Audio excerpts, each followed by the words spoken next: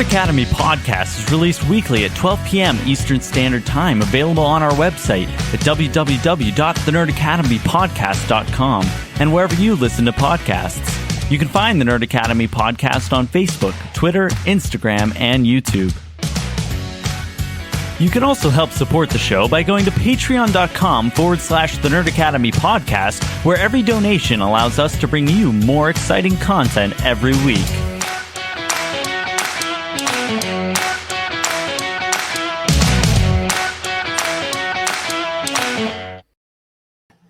Good morning, class, and welcome back to the Nerd Academy podcast, your source for nerddom news and commentary. I am your host and superior webhead master, Jarod Bachman-Stubbs, and joining me this week is the son of podcast Krypton himself, Spencer Simpson. Yes, indeed. It is good to be back in the old stomping grounds of comic book news, commentary, and roundups. So Travis won't be with us this week, which is why I got the phone in to hang out in the studio tonight. But we also had a Middle-earth story, and I needed help. Yes. It's a good week to be on because I actually have some insightful things to say about one or two things. So thank you very much for listening. And we ready to jump right in here? I think we are. Up top, I do want to say there's a very important story, one that we're not going to go into super detailed just because it is a big story both in importance and in scope. I do just want to say everything going on at Blizzard Activision, nothing but support and well wishes to all of the victims and all of the people courageous enough to step up and speak out against the absolutely abhorrent and terrifying institutional misogyny and sexual abuse that is happening within Blizzard. And may everybody involved with all of those heinous acts get the justice that is coming to them. There's a lot of moving parts there. I have seen a lot of coverage of it that I have just have not had enough time to adequately cover the story on here beyond just saying what the obvious of what has happened there is terrible. And everybody here is on the team of the staff of Activision that has been victimized by the scum-sucking degenerates that have allowed a workplace full of abuse and misogyny thrive. So with that out of the way and out there, Spencer? Yes. Oh, I know Travis is going to listen back to this because whenever he's not on for something, he listens back to it to make sure he's in on, hi buddy, that he's in on any bits that he missed. So I feel like I'm cheating on him. No, it's okay. I mean, I guess I can't really speak for him saying that it's okay. Sorry, Travis. In the beginning there was Jarod, and then Jarod asked Spencer to help out, and Spencer's like, I'm underqualified, but yeah, what the heck? It sounds like fun. And then Jarod found the truly qualified candidate in Travis, and I was able to happily take the back seat on comic book stuff and focus on Star Wars. So Travis, you are missed, and I am honored and humbled to be your go-to substitute. So, well, I was going to say I feel like I'm cheating on him with the specific bit I'm about to do. Oh, forget everything I just said, Travis. You mean nothing to me. Well, okay, Spencer, let me take you through a hypothetical. Okay. Let's say, hypothetically, there is a horrifying pandemic. Hypothetically? That's the whole bit. So are you referring to like... The bit is that we talk about the pandemic as a hypothetical. Oh, I see. Okay. So if that were the case, then hypothetically, we would ask a grizzled old man to assist in hunting down patient zero from this hypothetical pandemic. I feel like this has to be the last episode of anything we do because you just brought everything so full circle. I know. All the way back to Hitler and the Bigfoot. And the Hitler and the Bigfoot. The man who killed Hitler and then the Bigfoot. I know. I'm at that point, Travis. I just want you to know, first of all, are our listeners in on the bit of... Anyone who's been around since Hall of Heroes has to know about the man who killed Hitler and then the Bigfoot. Joke. Well, Travis watched it first, and then Jared and I finally got around to watching it a week or so ago, and I can't stop thinking about it. And I'm like one of those people that when I'm talking about it with my friends now, I gave a copy of it to a couple of friends who are currently locked in their house. You're like with the COVID. man who killed Hitler in the Bigfoot Church of Latter-day Saints. Like, you're just handing out copies to everybody on the street. Going door to door. But like every time they would refer to it by its incorrect title, I would correct them. And it was like half a bit, but I was also like kind of serious. No, put some respect on it. They'd be like, I can't wait to watch The Man Who Killed Hitler and the Bigfoot. And I'm like, no. The Man Who Killed Hitler and then the Bigfoot. Okay, but all jokes aside, the and then is very important. It is very important. They put like a line down the middle of the title screen in the movie. So it's very clear. The Man Who Killed Hitler and then the Bigfoot. So anyway. The title makes it sound like such a meme too, and it really the movie really isn't a meme. There are a couple small moments that made me think like, is this movie supposed to be a big joke or isn't it? Like whenever he looks at his watch when he's disguised as a Nazi, he looks at his watch and instead of hands, there's just like a cycling swastika. As I called it. Yeah, and I'm like, whenever I saw that, that's like a minute into the movie. I'm like, so it's gonna be that kind of a movie. I see. But it really wasn't. It was just kind of like a throwaway bit. There's a couple throwaway bits, but on my second watch through, I noticed a couple continuity errors. But in my opinion, no great movie is complete without one or two continuity goofs. Oh, of course. So, in any case, hypothetically, if there was a pandemic, there's a horrifying pandemic. Let's say for basically an entire year, every big bud.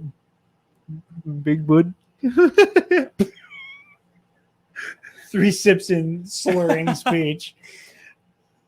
Let's say Beautiful.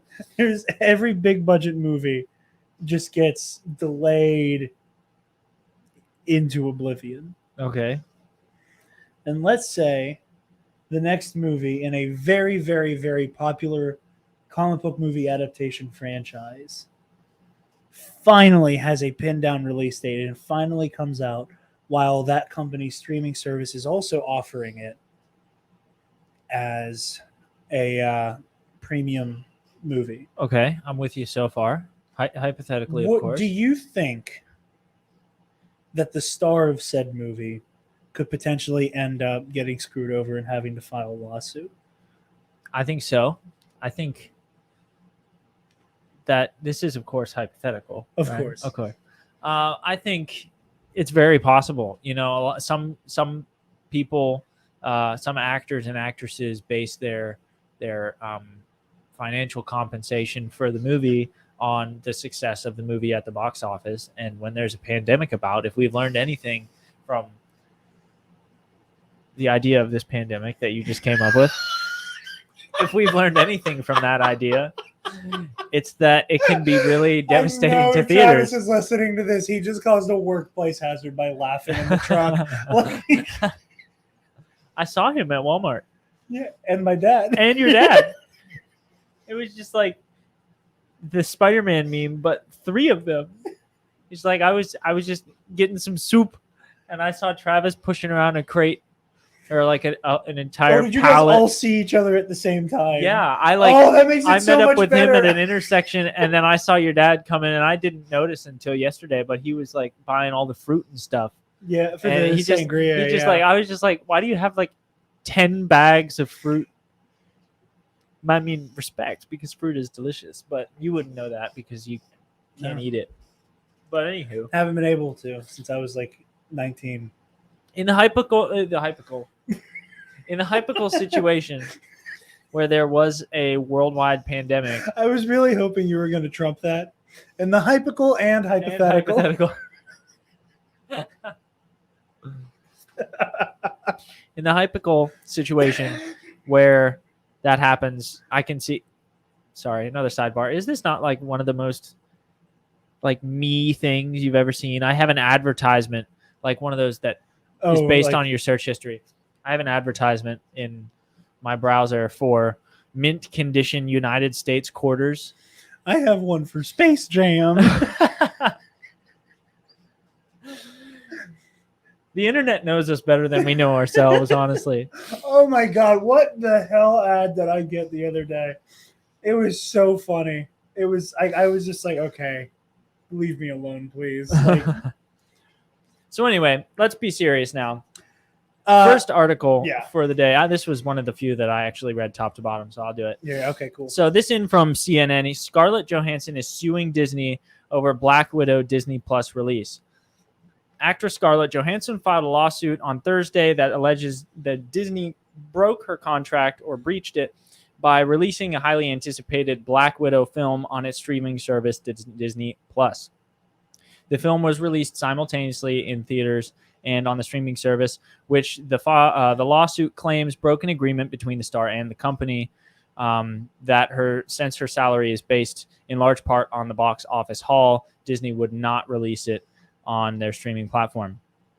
The lawyer for Ms. Johansson says to maximize these receipts and thereby protect her financial interests, Ms. Johansson extracted a promise from Disney, or from Marvel rather, that the release of the picture would be a theatrical release, in quotes there.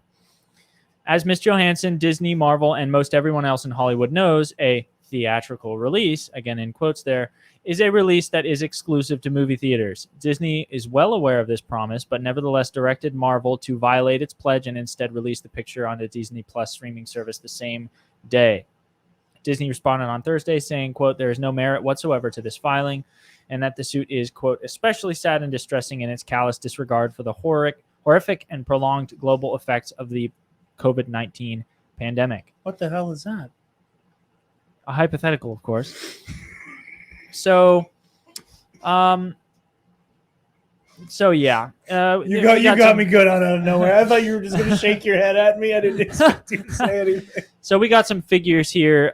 Black Widow was released July 9th in theaters and on Disney Plus for premium access, bringing in $80 million in North America and $60 million globally on Disney Plus.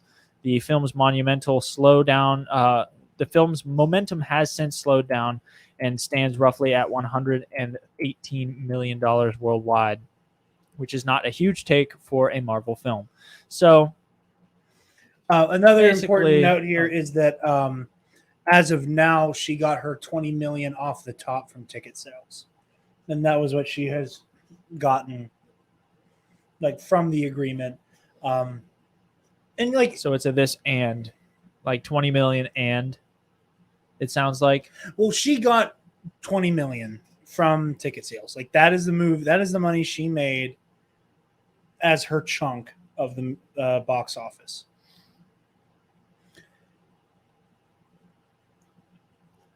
Yes. We also added context to this. Emma Stone has since filed a similar lawsuit because of them doing the same exact thing with Cruella. Day and date release, premiere access on Disney Plus, or you can see it in the theater. She too is, because theatrical release means in a movie theater, as the case is alleging. There's a couple other actors who are considering it. Right now, there's no word on this. However, there's been a lot of speculation as to whether or not Emily Blunt and Dwayne Johnson might be considering taking similar action. Again, there's a word on that officially, just people speculating that they would not be surprised if two people who have a whole lot of Hollywood gas would try to get in on this. The Rock, especially, being one of the leading men in Hollywood currently. Not to mention one of the more outspoken ones. Yeah. So he's also not shy. Yeah. As well. For me, at least, I have a couple big questions. I was talking to you about this. First of all, it seems like she's got a percentage of the total take, in which case, she's absolutely getting screwed over if they are only giving her the percentage from theatrical release income, not the premiere and not access. from premiere access as well. Like if Disney, said, "Oh no, we won't do that," but they are planning to apply the same rate to the streaming premium access stuff on Disney Plus that they do to the box office in theaters, then that makes it like a slightly less egregious offense. But we don't know. Like, this article doesn't say what Disney had in mind. They basically said this is nonsense. Like, yeah, and Disney is also talking out of both sides of its mouth with the way that like a lot of like the Disney parks people, a lot of people who work on the not glitzy, glamorous side of Disney got screwed by the pandemic in that like, hey, like, hard decisions need to be made kind of mentality. They're the same people who want to talk about like, oh, aren't you being greedy in this time, trying to like mess with our model right now. Like that's just so egregious. And Alexis, I believe she retweeted it. She might have put it on her Instagram story. I can't remember off the top of my head. Shared a tweet that said something to the effect of, you can like the content Disney makes and also hate its shitty business practices. And that's what's on display here. Like at this point, anybody's media diet is damn near impossible to effectively boycott Disney. Yeah. So like, I don't think anybody's really advocating for that currently, just because they kind of realize how impossible it would be to do at this point. Yeah. And you can make the case one way or the other about whether Disney decided to really push its streaming platform at this point in time because they knew like, hey, it's a tough time. People might just want like a distraction. They might want a good show to watch. They might want a good movie. Mm-hmm. But there is a more convincing case, in my opinion, that Disney said, hey guys, this is our chance. We can push this streaming platform when people don't have a choice and get them, like hooked on it, so to speak. And the fact whenever I read this before I came over to record today, I thought the most unusual sentence in this whole article was from the Disney spokesperson that said, quote, especially sad and distressing in its callous disregard for the horrific and prolonged global effects of the COVID-19 pandemic, end quote. And I'm like, wait a minute, what? Like, I have not heard anything out of Disney regarding the pandemic at all. Like, I cannot remember a single time when I read something like Disney extends its, profoundest condolences to anyone who's been affected by this. I will say there's definitely been some, in the same way that like every company has had some type of like, oh man, this sucks. We'll survive type message. This might be a bit much, but like Disney, in terms of its streaming service, giving like it sounds almost like a tobacco company saying, we're sorry for the cancer that we gave you. Like, we are very glad for your money. Yeah. But like that might be crossing a line in comparison, but like I don't see how Disney can justifiably like stand on the moral high ground of the, how dare you do this in a time of the horrific effects of COVID when they are reaping the benefits. It almost sounds like it sounds like they're trying to make it sound as though she is shaming the people who watched it on Disney Plus. Like that's the vibe I get from that statement. And again, I don't understand it. And as much as I'm the first person, anytime there's like a rich or powerful person throwing any type of tantrum or having a hissy fit or whatever, I will be the first person to laugh. But friend of the show, Maggie Lovett, put it really well. We're like, there's a trickle down here. If we can publicly watch Disney kind of get smacked in the mouth and get humbled a little bit and be put in a situation where it's like, no, you publicly bragged about the money this made on Disney Plus. Like, you were like, look how well Premier Access is doing. And granted, it doesn't look like they plan on doing Premier Access for any of the other movies this year. All the Shang-Chi trailers, and I think there might have been a new TV spot, but like I deliberately skipped it because we're close enough to the movie. Oh, I saw it. I was confused. Honestly, I was confused. Was it the one with Abomination? Or I feel like there was another one. I don't know. I didn't pay that close attention. But anyway, like the Shang-Chi trailers, like they, only in theaters, type stuff. Same with Eternals. They're trying to like not do these event movies in premium access, which I get. Yeah. But like, you don't get to come forward, kind of brag about the shit, and then turn tail and run when you're like, cutting your employees loose, like those like hard decisions, whatever. Yeah. Like you don't get to do that. So there are people further down the food chain than Scarlett Johansson who have a lot to gain from Disney kind of having to like drop its guard and go, okay, fine, we'll pay you. And no clout to do anything about it. Yeah. But like Scarlett Johansson, Emily Blunt, Dwayne Johnson, they have the clout Emma Stone. They have the clout to get attention from this and people to, stop and think about it for a second. And, okay, well, I mean, give these people what you owe them. Like, you are clearly making a lot of money on the Disney Plus premium access platform. In what way is that, a breach of the contract that you made with the actors? Yeah. I've always been under the impression that Scarlett Johansson worked amicably with Marvel and with Disney, mostly because I never heard anything bad for the most part.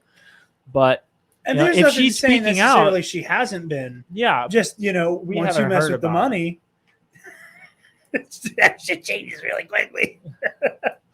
Yeah, and if she's speaking out, then it's got to be something worth talking about. So, I also will say again, this is palace intrigue type stuff. There's no way to know this for certain, but apparently Kevin Feige is livid with Disney proper. Wow. And Feige is 100% on ScarJo's side, and is on her team with this. I've seen a lot of people speculating, and I would not be surprised if the current Disney CEO, Bob Chapek, is not around in the next year, because and most of like the bigger failings that Disney's had in the last couple minutes here have been Chapek decisions. And I would not be surprised if the speculation I've seen that Iger is going to step back in, because like Bob Iger's still kind of in like has a lot of power. He's just not the CEO of Walt Disney Corporation. But I would not be surprised if Bob Chapek decides he wants to spend more time with family after the investors meeting this year. But yeah. So that's that. We can bounce right along to the next thing. Trailer talk. Spoilers if you haven't seen the trailer. But trailers are supposed to be spoiler free, although they frequently are not. This looks so messy. We're talking about Venom, by the way. Yeah, we're talking about Venom 2, just so we're all on the same page here. When I talked to you about this a couple minutes ago, I think we were in agreement that plot-wise, this looks like it's going to be a total mess. But character-wise, I'm kind of excited for it. In the same way that I watched Venom 1 and was like, this is terrible, but I am loving every minute of it. It looks like it's got that same energy, especially between Venom and Eddie Brock. Like Venom's that like uncontrollable big bully guy, and Eddie's like, oh God, well, man, I don't know. He's got this like almost schizophrenic kind of a like people talking to me, and he definitely gives me paranoid schizophrenic vibes. So even little though funny nugget. The person talking in his head is real. Tom Hardy has a story credit for Venom Carnage, 2, and has talked about how he is very, very much in agreement with the like referring to Eddie and the Venom persona as like an old married couple, and that Tom Hardy rather like ships Eddie and Venom. Wow. And like so I love like it's funny. It's really funny. I got a bit like unironic laugh like the final moment where he's like talking to like the girlfriend's new fiance and just and like you hear Venom go, I'm really sorry. Like even Venom was like, that was out of line.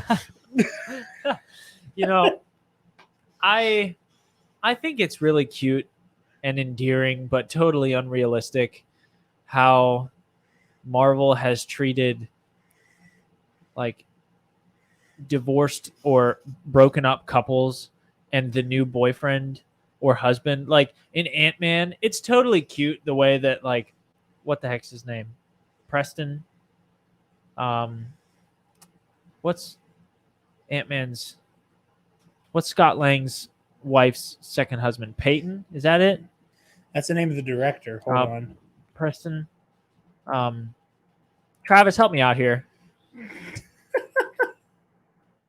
Oh, there. Paxton. That's it. You were close. You were very close. So like you were the way- dancing around the name. the way that Maggie and Scott have their like, I loved you once and it didn't work, but like I still care about you thing, and Preston's like totally cool with it, and it's almost like Scott is like the uncle that lives across the street. Yeah, like he's like Cassie's dad uncle. Yeah, Dunkle. Dunkle. But like that's very cute. But I feel like that happens maybe 0.001% of the time, where stepdads are not only like that comfortable around, you know, their spouse's ex, but like see them as almost equally part of the family. Like I'm the husband now. Like don't get it twisted. Like I'm her husband now. But like, yeah, man, come on in. You're one of us. You know, that just like, it's cute and it's endearing, and I wish that that's the way the world worked all the time, but I don't see it working in any examples in my life or the people around me. My parents aren't divorced, but people that I know. Yeah. And feel like they've got that same kind of a vibe in Venom. I think that's more born out of, I think in both cases, I'm kind of ranting here, but both in Paxton's case and in the case of Annie, that's her guy name, that the doctor, Annie's new boyfriend, the doctor. I was to say, I didn't know you were talking about Annie. I was just guy who's not Eddie Brock. But I think in both cases, it's born out of like the new boyfriend or the new husband just being generally nice people. One of them is a doctor, one of them is a cop. Like their instinct is to protect and serve the community, and both have bonded with the main character, both Eddie and Scott, when they were like in a moment of crisis, like time of need. And I can see how that could make a difference, but it's kind of cute. It made me think of Ant-Man, like the little love triangle thing. Yeah. Not quite a love triangle, just the like, we're all in agreement this is kind of strange, but we're also not assholes, so we're gonna try to make this okay. Yeah, it's like a V. There's no connection between the two dudes, yeah, but they both have a connection with the girl. But everything that was hilariously bad about this movie looks like it was retained for the second one, which I'm really excited about. Like the dialogue, the interactions between Eddie and Venom that I don't think were supposed to be funny in the first one. I might be wrong about that. I feel like there's intended humor. There's like, some, but there's like a weird mix of like the lobster scene, the tater tot scene. Those can't have been intentionally hilarious, but I was dying of laughter whenever I saw it for the first time. I remember years ago trying to describe the lobster tank scene to you, and like you very clearly giving me the face of somebody who didn't believe a word I was saying. like you're leading me on here, right? But they hired you to sell me a ticket by describing his lobster tank. But the interactions between Eddie and Venom in the first movie, like I said, that I don't think all of them were supposed to be funny, but I could not stop laughing and loved every minute of it. I could see like every element of that carry over to the second one, which I'm very excited for. If you guys haven't heard this before, I am a very, very big Woody Harrelson fan, and this is going to be the role that tests my theory. You can drop Woody Harrelson in any role and he's going to kill it, even if the role is bad. This is going to test that theory. I'm going to be honest with you. Your boy kind of felt like he was sleepwalking a little bit in this trailer.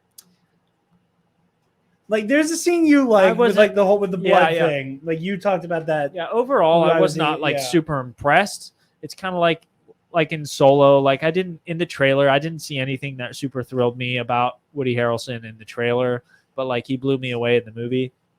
I'm hoping that happens, but there's one scene like you were talking about, that one scene when Eddie goes to see him in the jail and and Woody Harrelson bites him on the hand, and then he's like, I've tasted blood before, and this isn't it. And I told you, I was just like, okay, let's go ahead and unpack that for 10 minutes. Like, first of all, that's a very interesting line. Like, nothing inherently profound about it. There's but like it's a screenwriting well-written 101 line. moment there where like exactly what you just said with like there's a lot to unpack. That it's like, congratulations, you through like implied dialogue just made Cletus Cassidy a lot scarier. Yes.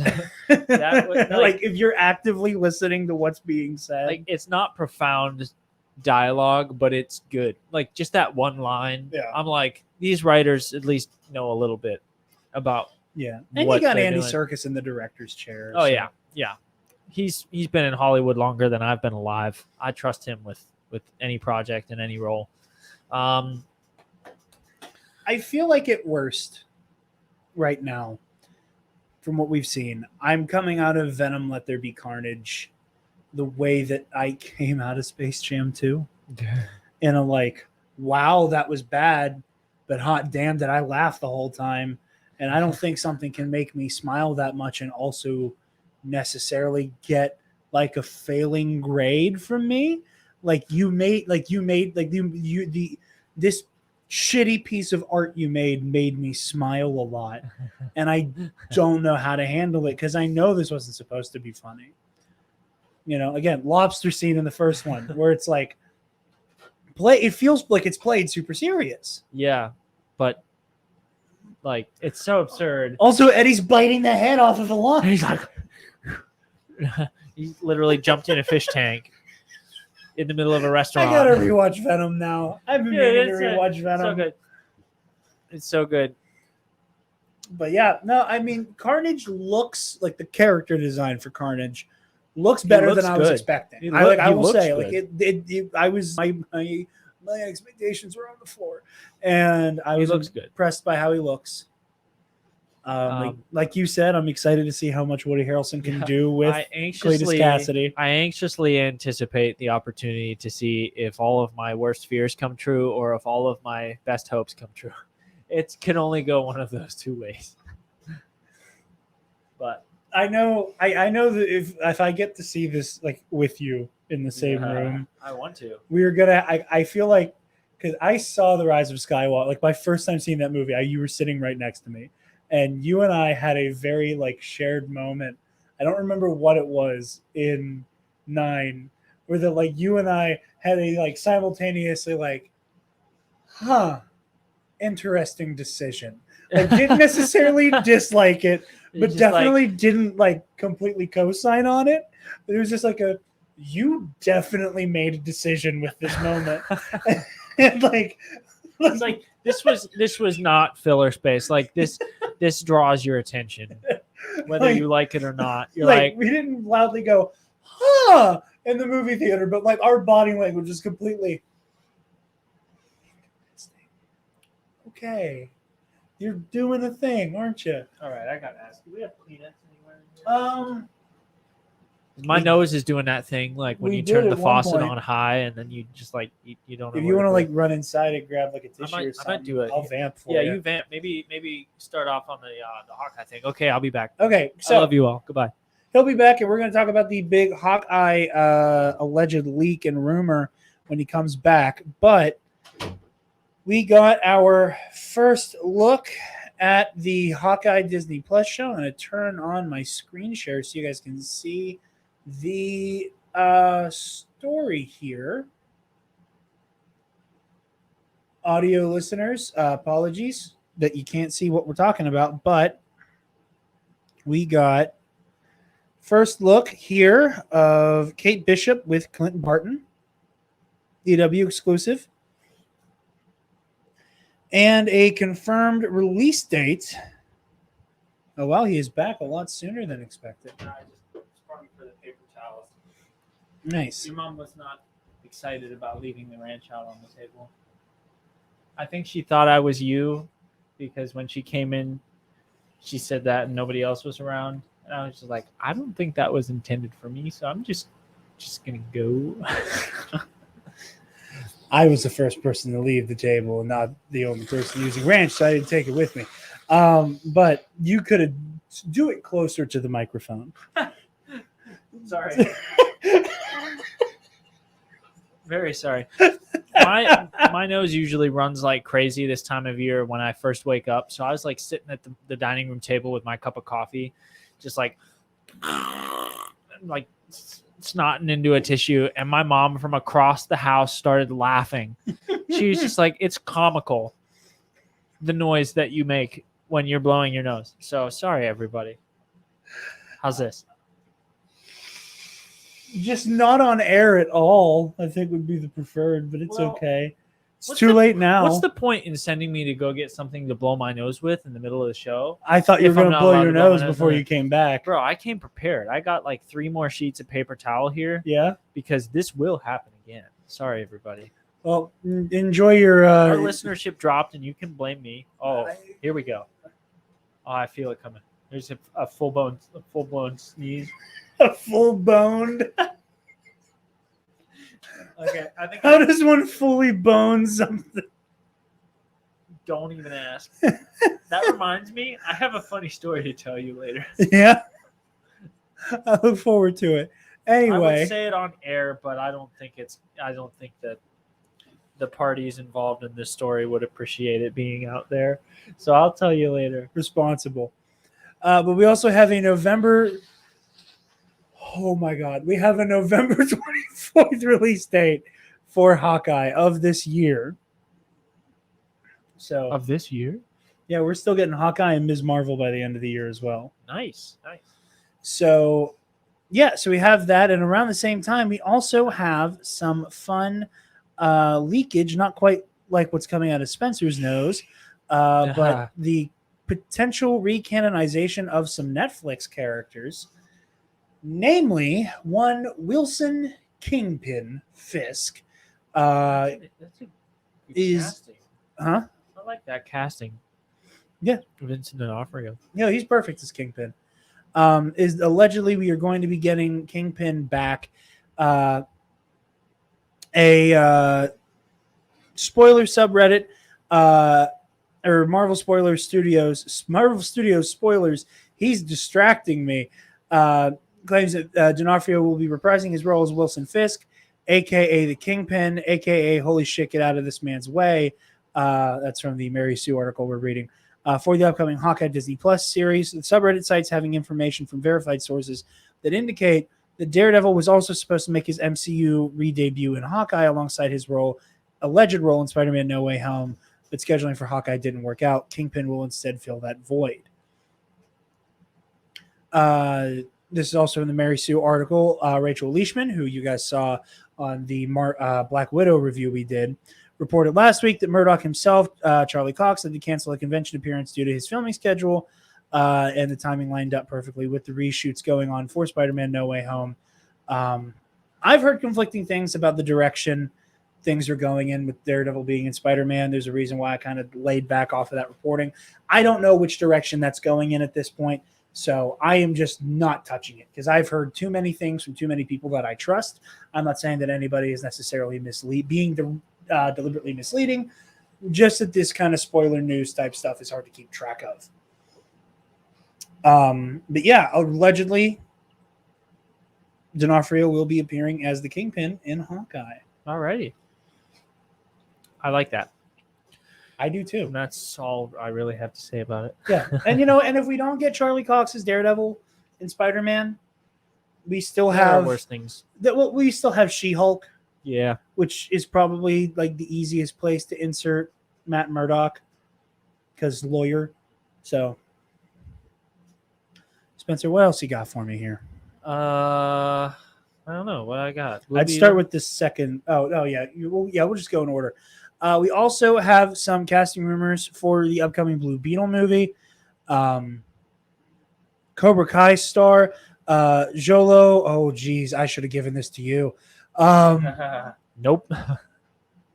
Oh God, I'm so sorry, man. Maradina? Maraduena. No, Duena. That's my guess. Okay. God damn it. The week Alexis lost her teeth, the only person who could speak like really good Spanish. Oh, no, Joel could have as well. But yeah, Joel and Alexis could take that and run with it. You know, you give me a German name, I'm good, but there aren't many German names. No, as profound as is it Holo? Is that how you pronounce X's in Spanish? I went for a zhuzh, but I think that was wrong. If it's supposed to be Spanish, then I think X's is a sound. Holo Maraduena. Holo Maraduena. Allegedly as Blue Beetle is an exclusive from the Wrap. So yeah, he might be our Jaime Reyes. So keep your eye on that as well. Spencer. Yeah. Are we talking about this one? We talking about this one? Oh, you got something? What you got? What you got up there? Because we don't talk about it very often, Spencer, hold Sting and tell us what's going on with Lord of the Rings. I would love to. Here is Sting. If you listen on the non-visual component, then this is an opportunity for you to consider transferring to YouTube. Yeah, right there. So here we go. I think there might be some orcs nearby. Are you hopping up with? Wait. Yeah, we got that. We got that blue glow. Wait. Okay, so anyway, it took too long, but I'm still gonna do the bit anyway. Okay, there it is. Yeah, there it is. We got some blue reflectors. It took too long. My Bluetooth wasn't on. And I couldn't change the light. That's unfortunate. Anyway, this coming in from Variety: Lord of the Rings Amazon series sets premiere date and first look image. Here, I'll pull the Lord of the Rings series at Amazon officially has a premiere date. The highly anticipated epic fantasy series will debut on the streamer September 2nd, 2022. It's like a whole year. Oh my gosh. I can't wait. It's a year and a month. With this batshit insane budget. Filming was completed on the first season on August 2nd in New Zealand. That's today. And they also released the first image for the series, which can be seen above. It's on Variety. It looks really good. I am currently on your screen. Again, my apologies, but that one needed to happen. I'm glad you got it out. I feel like that was the one that was really causing me trouble. Anyway, the highly anticipated series will be September 2nd, 2022. Filming was completed for the first season today, August 2nd, 2021 in New Zealand. And the image that they released, it looks, I don't know, it's kind of like if you were to combine Minas Tirith and Rivendell. It's kind of like in this open, like slightly mountainous valley, and it's got some bridges. Like the architect for the audio listeners. Well, no, I'm trying here, but it's like a valley between two mountainsides. The architecture looks much more, southern, like from Gondor, but the overall aesthetic has a very Rivendell feel to it. There's a river running right beside the city with mountains surrounding it and a lovely sunset or sunrise, and a single character standing slightly further back in the foreground facing toward the sunrise. I've seen some people make some, it looks like Director Krennic jokes on Twitter. Yes, so the costuming does look a little bit like Director Krennic. If you look really carefully, like in the distance toward the sun, it almost looks like there are trees out there, like trees made of light. My, Silmarillion lore is not quite there, but that could be a hint at something if you know a little bit more than I do. But overall, I've done my best to describe it to you using a picture of words. So let us continue. Little is known about the plot of the series to date, including its official title, but it is known that it will take place in the so-called Second Age, thousands of years prior to the events of both the Lord of the Rings books and The Hobbit. So if I'm not mistaken, the Third Age began when Sauron was defeated by Isildur. So this is happening prior to Sauron, if I'm remembering correctly. Do you think we could potentially meet a Sauron? I think if we potentially meet a Sauron, it will be Anatar, which was Sauron's persona whenever he was. They call it Back when he was young and hot. when he was young and hot, and was also known as the Deceiver. Anatar was a very fair-looking elf that convinced Celebrimbor to make the Rings of Power, and then was like, "Oh, it's me," and turned into a big, bad, dark, menacing-looking baddie.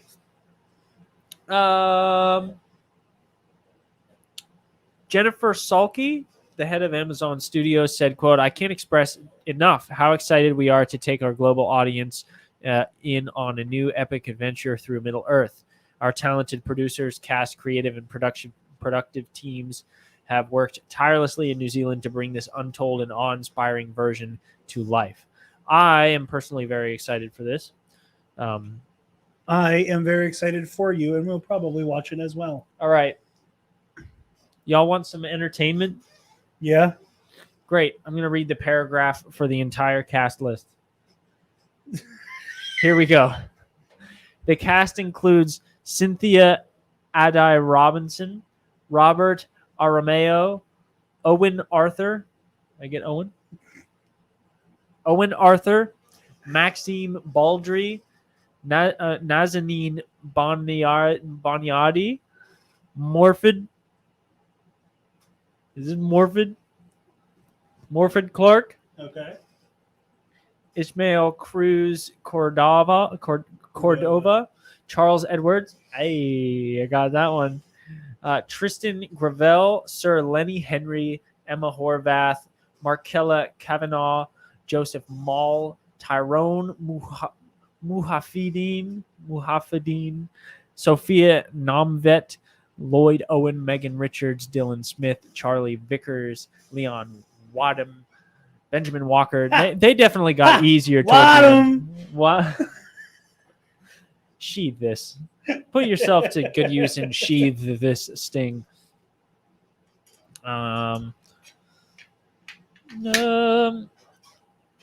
This is interesting. So it says, quote, "As Bilbo says, I think I am quite ready for another adventure." End quote. "Living and breathing Middle-earth these many months has been the adventure of a lifetime. We cannot wait for our fans to have the chance to do so as well," said Payne and McKay. So, yeah, I'm very excited by this first look. If the visual quality of this first look is indicative of the rest of the series, then I'm really looking forward to it. So yeah, Jared, any thoughts? This isn't necessarily a bad thing. The prestige TV budget arms race is becoming a lot. And the fact that this, I'm gesturing like it's still on the screen. The fact that this is a TV show is a lot. And it's just crazy that, Game of Thrones kind of popped this bubble where TV looks this cinematic. I remember when the first season of Mando was dropping, and we were like, they are throwing a Game of Thrones size budget at every single episode of this show, and I remember that being a big deal. Now they're like, oh, we're going to spend $10 million on one episode of a TV show. We're like, yeah, whatever.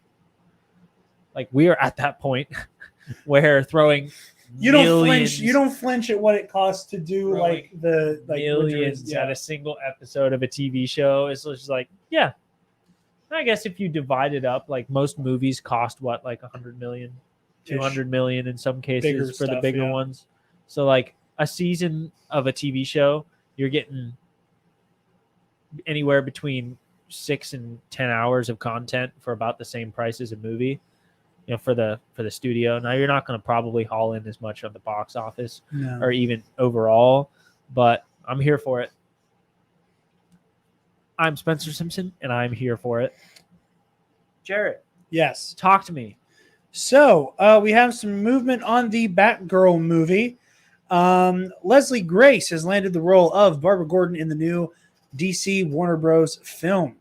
After testing actresses this week, Warner Bros. And DC Films looks to have found their Batgirl. Sources close to Deadline, this is a Deadline story, say that Leslie Grace has been tapped to play Barbara Gordon in the studio's Batgirl. Surprise, surprise, she's not white. Surprise, surprise, the incels threw a hissy fit. Surprise, surprise, die mad.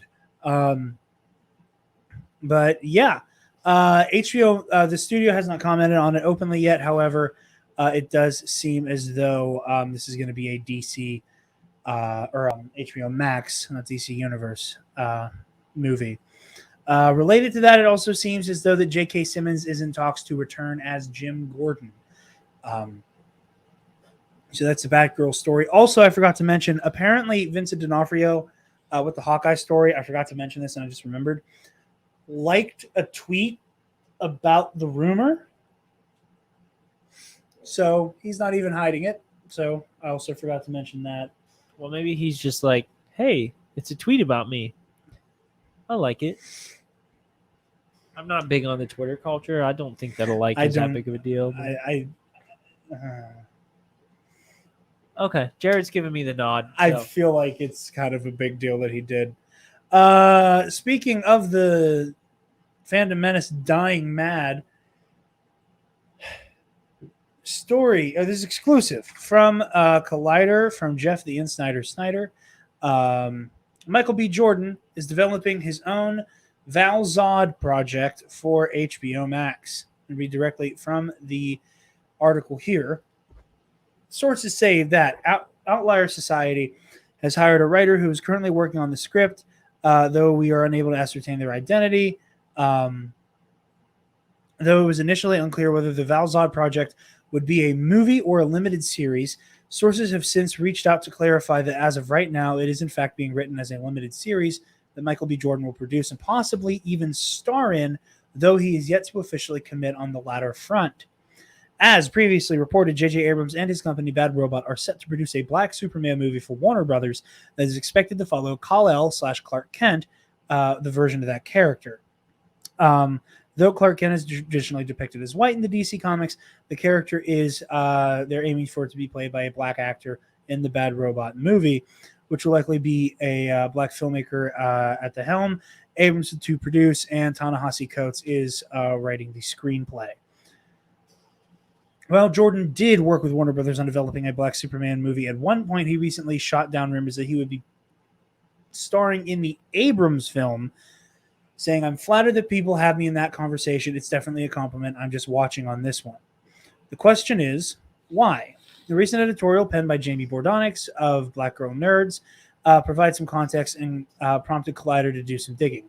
As Brodnax's sources told her, quote, Jordan has not wanted to engage in conversations about race-bending Kal-El for the same reasons many of the fans are pushing back on current Warner Brothers reimagined version of Clark Kent, that he would be interested in engaging on a Black Superman project centered on Val-Zod. The distinction is an important one, particularly within the Black community, as Brodonix explained how it would be tone deaf of Warner Brothers and DC to race-bend a white character and erase black characters that already exist within the DC universe under the Superman banner, that being Calvin Ellis and Val-Zod. She has a valid point. If there are two perfectly good black Supermen, why would Abrams' big-budget Black Superman movie follow the white version of the character? Is it simply because Clark Kent is the better known within pop culture? We may never know the answer, but what is clear is that Jordan wasn't into that idea, and he's now developing his own Superman project, albeit for WB's sister streamer, HBO Max. Travis and I talked about this for a good minute some time ago, basically agreeing with that in the way that, you know, HBO Max, or not HBO Max, but Warner Brothers as a company has had some moments in the past couple years, especially with like Ray Fisher raging against, you know, Joss Whedon and the handling of the reshoots for Justice League. Myriad instances of there being some not great race relations up in Warner Brothers, and how doing Black Clark Kent kind of felt like crocodile tears. And I think that we're in a situation here where the piece that was referenced in that story makes a really good point where, like we've had the instances of like race bended characters before. Like we've even I've talked on this show about how like I want to see a Black Reed Richards, and have seen a lot of people talking about, if you want to make the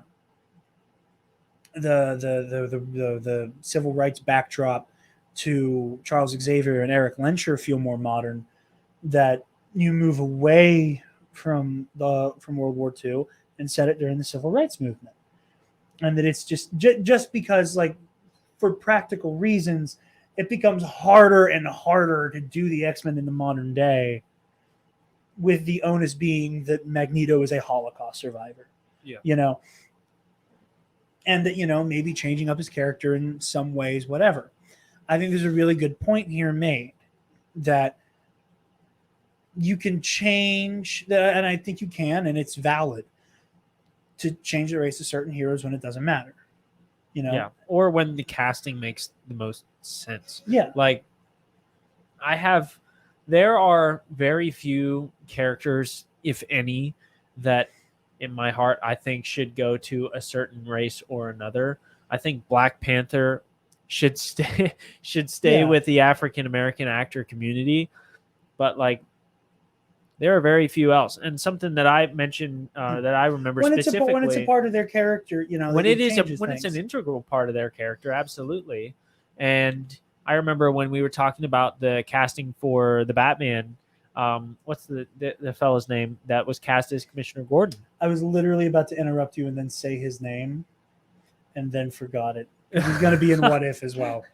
I was literally about to go, the guy. But that was one of those things where I said to you, I was just like, Jared, this is a brilliant casting. This makes so much sense. Jeffrey Wright, thank you. And when it comes to whether or not you race bend a character, I'm always going to be looking for which actor makes the most sense in this role. Like that's top priority. Yeah. Top priority. And there's always the argument that I think can be made from like a very like well-meaning place of, I just want to see this shit come to life. That it's like, yeah, I get that. But like, and granted, Fant Four Stick is a terrible movie. On paper, Michael B. Jordan is a really good pick for Johnny Storm. Yeah. Like on paper, that's a brilliant casting choice. It sucks that the movie's terrible. But in the hands of a competent writer and like, a movie that isn't, crucified on a production level by its studio, Michael B. Jordan as Johnny Storm is brilliant. He's a great casting for that. And it makes total sense. Yeah. And I would love to see what an African-American actor could do with the Superman role. What, which version of that role they decide to run with. I'm open to suggestions. Yeah. Like, if you want to take there's a really good point here that like the multiverse is in right now. We have, we talk constantly about like the moving, and using a political term here, but I think it's apropos, like the moving of the nerd over to the window. That like we've crossed the threshold of Black Panther and Doctor Strange and Ant-Man. It's the same thing I always say. Those are household names now. Kids dress up as them for Halloween, right? That threshold has been crossed. Now, thanks to the MCU, we are getting into the concept of the multiverse and everything being on the table. That's to say nothing of longtime DC fans who have been super involved with the TV shows, having seen multiversal stuff brought in through the Flash TV show, right? The multiverse is in. The multiverse is popular. If you were ever going to take a chance on a project based around a not Clark Kent Superman, now is the time. You have every opportunity to do it. Make it happen. Yeah. That's what I say. Make it happen. Yeah. And I think that like you could do some really interesting things with a Black Clark Kent. I am looking forward to seeing how that production goes. With somebody like Ta-Nehisi Coates behind the pen there, I think that you were looking at a very interesting, something very interesting taking form there. And I'm interested to see how, what comes.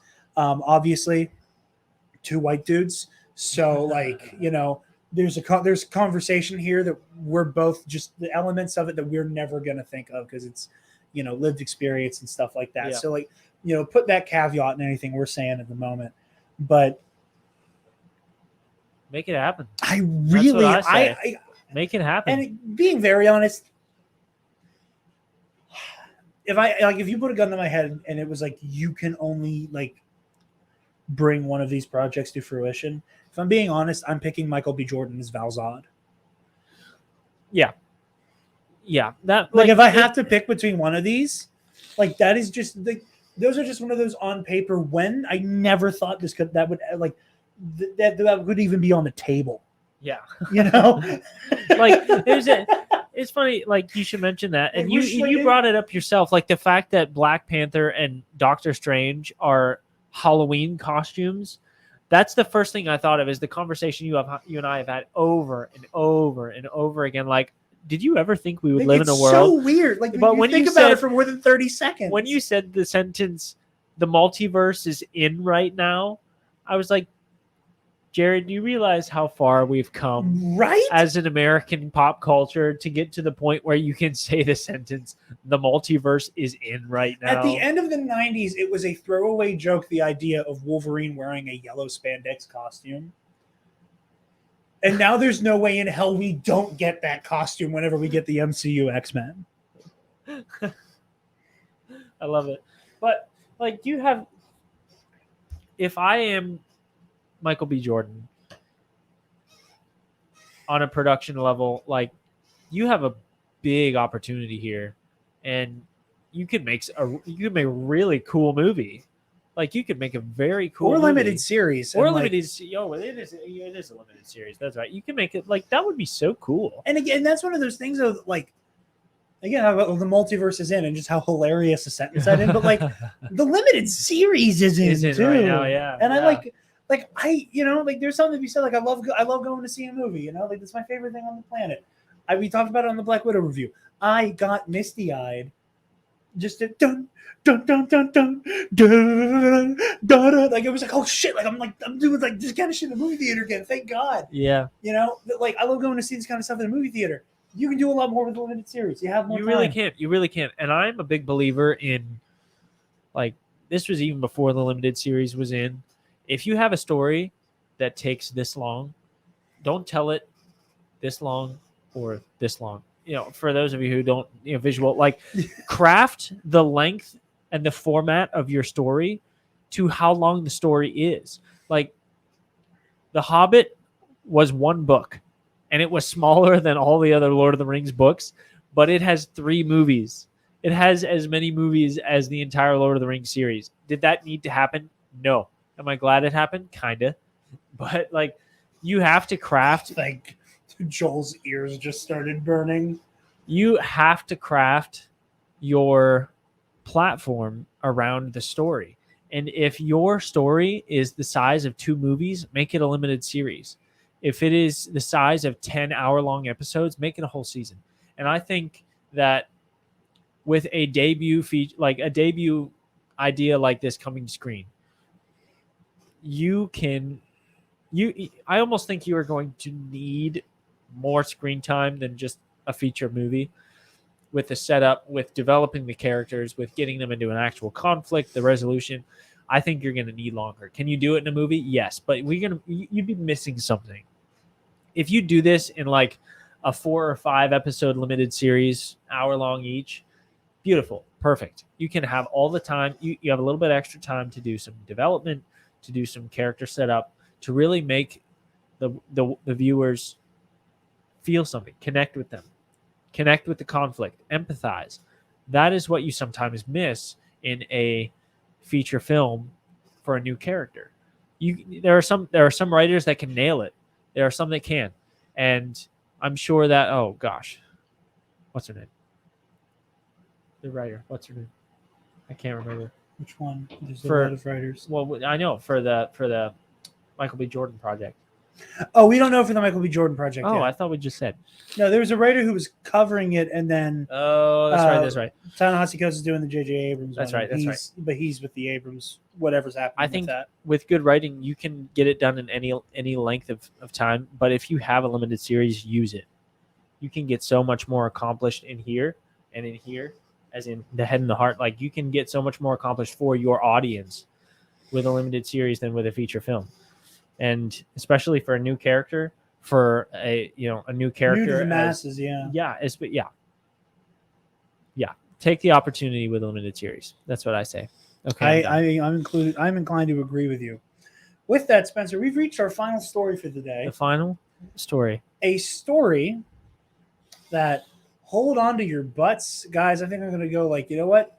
We're going to go T-Pose and Buggy. T-Pose and Buggy in the chat. This is a Nerd Academy exclusive. An exclusive. I am on for the first and maybe last Nerd Academy Podcast Network. Yeah, when we all exclusive. Enjoy it, because when we all get whacked by Feige. Yeah. I'll give him my home address. I would love to be personally whacked by Feige. I mean, if he's gonna kill you, he might as well just tell you what's gonna happen. I will keep a broom by the front door. I will hand it to you, Kevin, when you arrive, and you can whack me with that broom. You're gonna choose the very slow death that is death by getting hit with a broom handle. The more time I can spend in the presence of Kevin Feige, the better my death will be. He's making a tactical decision. We have an exclusive. I cannot share the whom or the where or the how this information was obtained, but thank you to the individual who furnished us with. We can't tell you who, but it rhymes with a schmindividual. So, for those of you watching the video version, that is a list of characters for stills and shooting on Spider-Man No Way Home. Now, if you are looking at it, you're going to notice something very, very quickly, and that is at number 7 up to number 11, it's Seinfeld characters. And also the Maestro. Which I thought was supposed to be a Hulk joke, but is in fact a Seinfeld joke. Oh, yeah.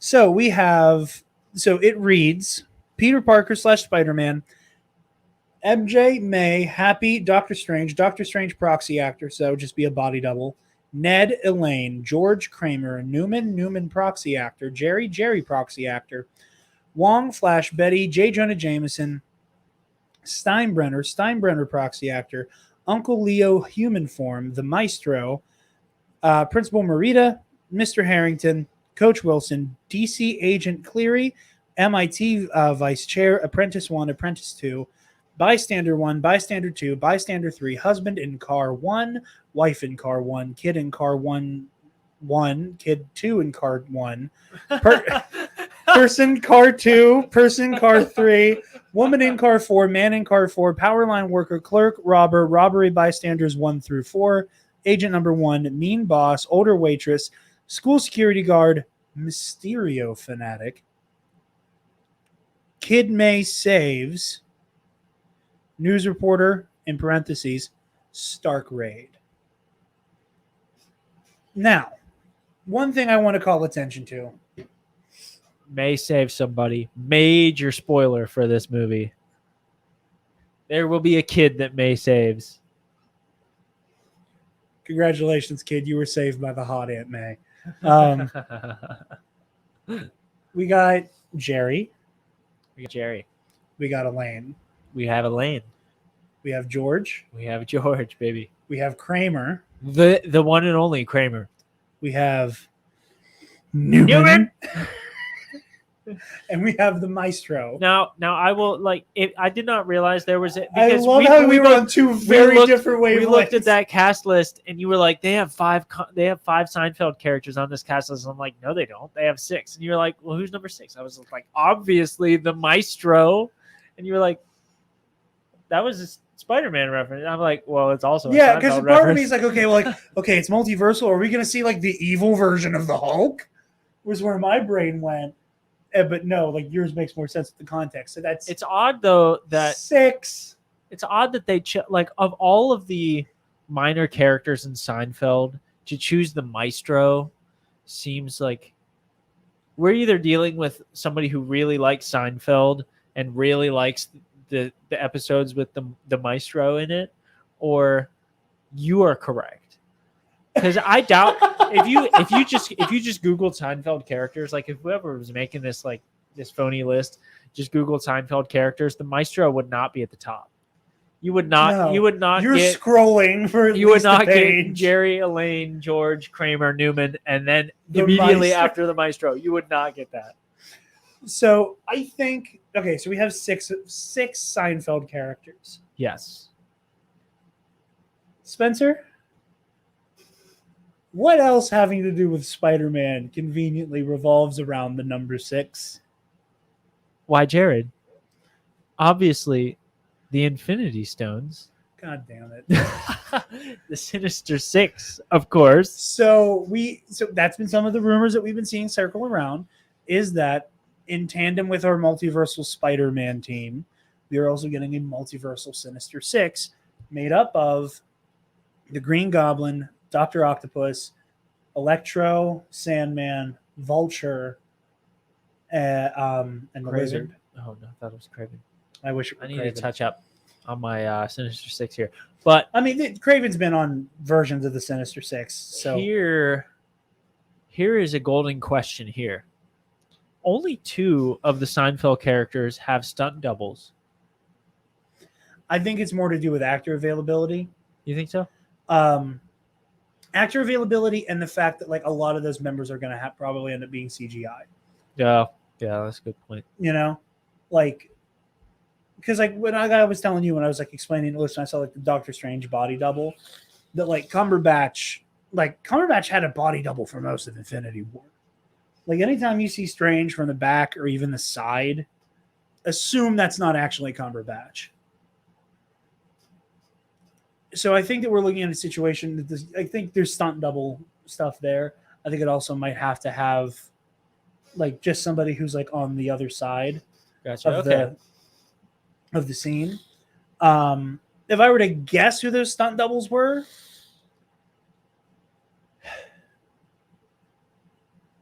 Vulture is likely CG. maybe. Sandman is also likely CG. Well, I would sooner say Sandman. I feel like you're gonna have somebody standing in as Thomas Hayden Church, because like in terms of like you got to it figure could be more mocap. I feel like Sandman could be a good mocap but character. most of the time Sandman isn't completely sand though. Most of the time, that's what I mean. The Yeah, sand constructs. yeah. So you've got Kramer, whoever standing in. Yeah, let me pull and it then, up again so I can see who exactly is. like you can follow the movements, but then later add the. That's a decent. So Jerry has a proxy and Newman has a proxy. But that doesn't tell us. That doesn't tell us anything. And I also, part of me wants to say that the Maestro is the Green Goblin. Like, just because it feels like too on the nose to give the alleged big bad of this movie a title of the Maestro. It feels like an obvious kind of gimme, but also it also feels like a reach at the same time. But yeah, like I said, it's a very small exclusive, and I can't say at this time. But thank you to the individual that provided it. I'm not going to get anybody in trouble for anything here. At least I hope not. Again, But- it rhymes with schmindividual. Schmindividual. But yeah, it feels like a really specific number of body doubles or fake character names to have Yeah. given the circumstance. Yeah. So that's our take. Let us know if you think something different. I don't think we've ever got any angry emails, but if you think something different, We send us haven't, an angry but, email. It would most- feel cool to get some an of angry us- email, honestly. Like somebody is We passionate enough about all our of us might content. end up at work tomorrow with a mouse-shaped laser sight on our heads. So Dude, I don't want the laser sight to be mouse shaped. I want the bullet to be mouse shaped. think it I all want will them be. to hit me right here between the eyes, and then my parents be like, "Who could have possibly done this?" Why Disney, of course. Like it's right there. Anyway, That is so funny. I'm feeling goofy today. Probably because I've got. Probably because. You just have whoever the hell your assassin is. Wow. Just line it up while you're in the office at work. Just.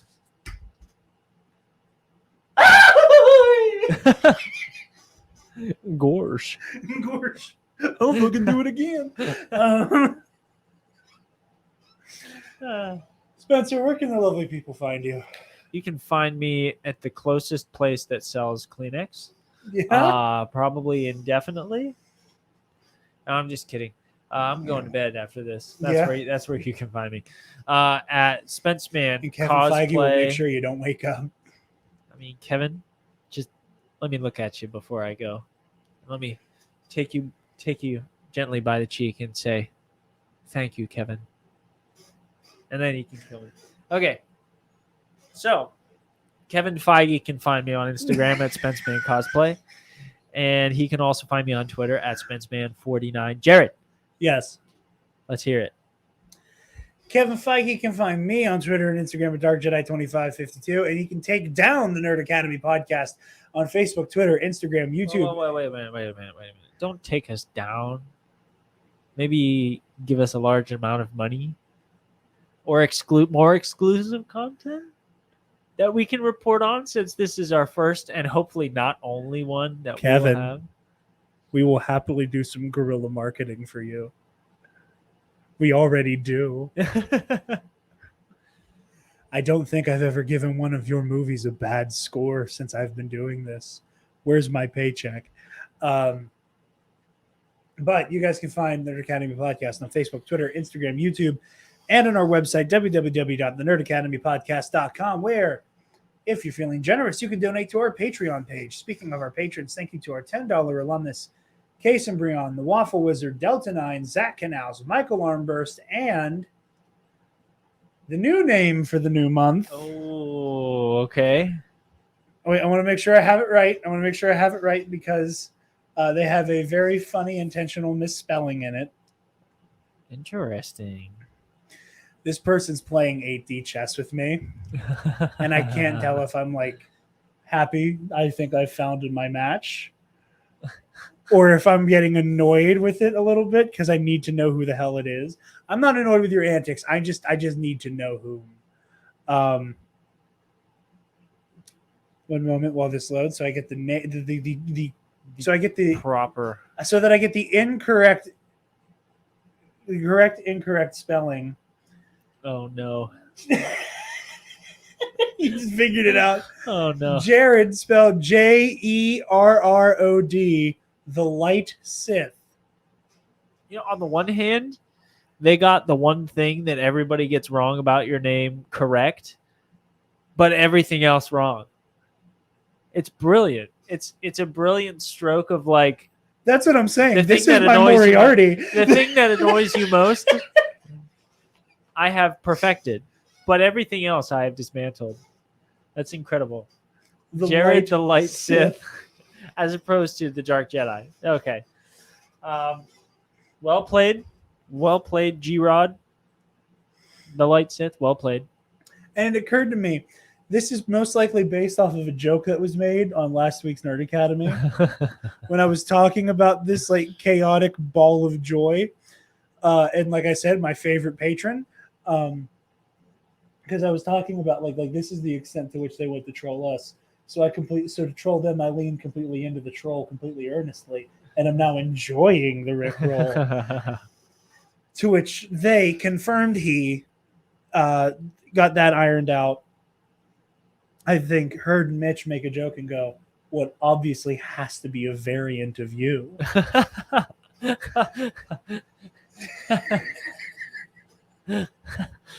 Like, yeah. you're playing chess with yourself. That's what's happening. And I'm like, oh, you son of a bitch. That's it. So I think that was I was like, you have all of our respect. Oh, yes. You know, it's like, and your Infinity one, you have my respect, Stark. I hope they remember you. Yeah, I remember all the names.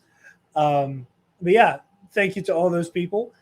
Be sure to consider that at least the $5 tier where you get access to the KNR Versus Series, Darth Malik versus Mace Windu coming at you in August, Heroic History 101, and the GNAT Movie Club audio commentaries. Be sure to like, comment, share, subscribe, do all the things. Thank you all so very much for listening, and class dismissed. Stop! Move away from the cookie jar!